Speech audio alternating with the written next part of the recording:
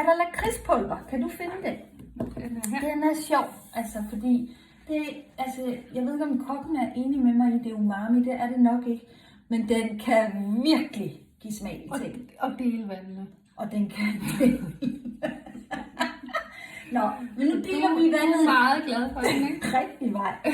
Først af all, venner, så skal den oven på din kålsalat. Rød lille spidskål er kommet. Chokoladeolie på, grov lakrids, og så lidt hakket chokolade. Og så sådan noget salt.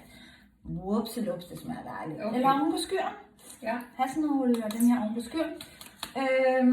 Og så har vi også lavet den der boostmorgenmad med hytteost og skyr og gulerod, hvor vi drysser den på.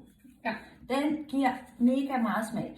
Så har vi et lille arbejderbej, som jeg synes er vigtigt at nævne, det er jo blodtrykket.